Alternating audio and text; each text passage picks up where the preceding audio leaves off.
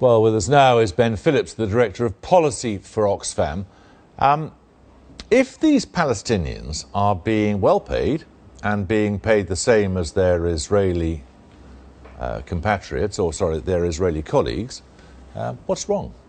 Our criticism is not of SodaStream's labour conditions. The issue is that factory doesn't belong to Israel. It doesn't belong to SodaStream. It belongs to the people who own that land, who were thrown off that land in order that settlements can be built. This isn't about soda, and it's not about celebrities. It's about settlements. The settlements impoverish the Palestinians. And if I said to you, Jeremy, that I've taken your house, but now you can have a job, and now I've turned it into a hotel as a porter, that wouldn't be enough. So the issue is settlements. Settlements hurt Palestinians. So if this factory were inside Israel, there would be no problem for you? Oxfam doesn't support a boycott against Israel. We've been very, very clear about that. This factory and the settlements are not in Israel. That's the position of international law, and the settlements hurt Palestinians. So if it was inside pre-67 borders, Israeli borders, you wouldn't have a problem? We've never called for a boycott of Israel. You're not quite answering the question. There would be no problem. There would be no issue.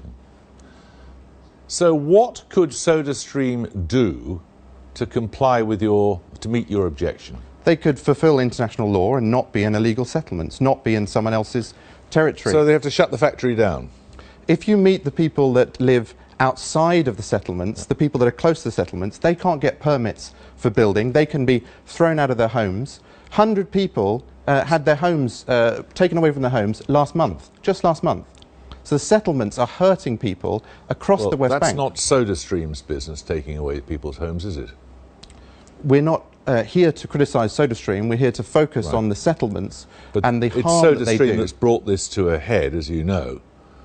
So there is really nothing that SodaStream could do to meet your objections, bar shutting down the factory and locating somewhere else. They should not be in the settlements, which are illegal. Okay. No company should be in the settlements, which are illegal. In fact, the settlements need to go because they hurt Palestinians, they impoverish them, they make it hard to get access to water, to land, to housing. It's damaging for the Palestinian people. I wonder if you have any qualms at all about what seems to some people to be the bullying of Scarlett Johansson. I think Scarlett Johansson did excellent work for Oxfam. I have absolutely no criticism of Scarlett Johansson. Why couldn't she continue being an Oxfam representative then and do her commercials for SodaStream? Scarlett Johansson resigned from Oxfam. Oxfam's made its position very clear on the settlements. The settlements hurt Palestinian people.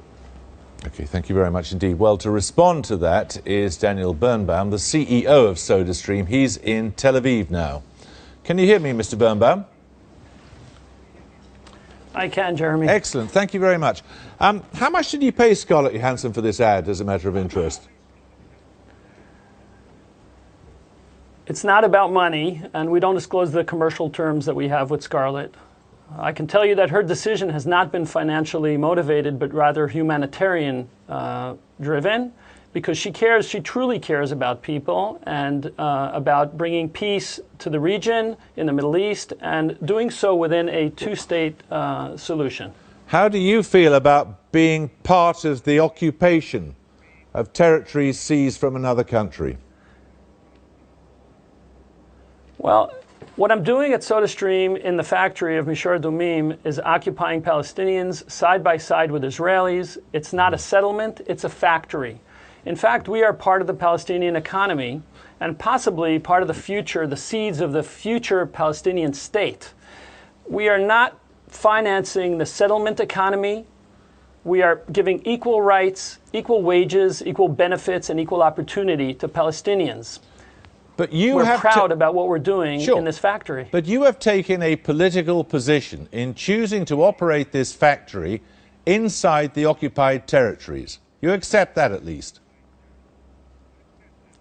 No, I inherited this factory. It's been there for 17 years, and it's operating under the agreement of the Palestinians themselves. And this is an inconvenient truth that many people forget. According to the Oslo Accord of 1993, the Palestinians themselves agreed that Area C, and this factory is located in Area C of the West Bank, will be operated under the Israeli administration until the final borders will be drawn.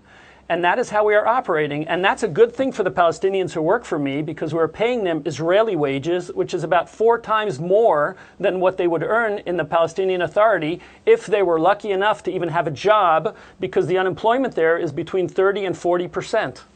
Well, you've just accepted the Oxfam position that you are operating an enterprise within the occupied territories.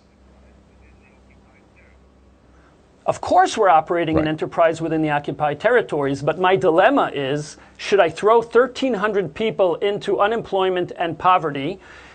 We are feeding 5,000 Palestinians in this factory. We employ 500, each one feeds 10. So 5,000 people have health insurance and food on their table because of us, and it's completely cynical and ironic that Oxfam, a human rights organization whom I used to admire tremendously, by the way, are the ones who are telling me to throw these people into poverty, into unemployment. I can't understand how throwing 1,300 people into unemployment will promote peace. Okay, let me just ask, the Oxfam gentleman's still here. Can you explain that? You cannot claim that the settlements are a Palestinian employment program. The settlements They're employing people, they clearly are. impoverish people. The figures that have been cited, about 30% unemployment, why is that? Is that perhaps because there are roadblocks every half hour? Is that because it's impossible for a Palestinian to establish their own factory because they cannot get permits in areas that are close to settlements? Okay, let's is that talk because about the Palestinian olive oil industry is collapsing because of the settlements? Okay, This is right, there economic damage may happening be to many Palestinians. things going on, many imponderables, but we're talking about this one concern, this one factory, which, as you have heard and as you well know, employs Palestinians. And you want to see them chucked out, do you? We want to see that land returned to the people that were thrown off that land. So you do. We want to see the return of the land, yes. Would you like to see that factory cease to employ Palestinians on that site? You could imagine a new scenario in which a Palestinian Or we company... can imagine all sorts of a things. We can Palestinian imagine the world's company, made of and green they could have an cheese. arrangement with SodaStream. What do you want? We want the settlements to end because we've seen the damage that's Right. caused. So and you therefore want this the factory settlement shut economy down? cannot be supported. You want this factory shut down? You can't operate factories and settlements and then say that do the you want settlements are this wrong. factory shut down or not? We want no factories in the settlements because the settlements are illegal. Okay. There you are. That's unambiguous, Mr. Birnbaum. I can tell you that Senator George Mitchell, who brokered peace in Northern Ireland, you're very aware of his work. He was commissioned by President Obama to broker peace in the Middle East, visited SodaStream and said that we are a glimmer of cooperation between Palestinians and Israelis. There's not a lot of glimmers of light in this part of the world. You do not shut them down. You do not go back to darkness if you can celebrate the light. This factory is a dream for activists and for politicians because we're proving that there can be peace in the Middle East. Right. I invite Okay. the Oxfam folks, Mr. Phillips, and they can all come and see it before they shut it down. Okay, thank you all very much. Thank you both very much.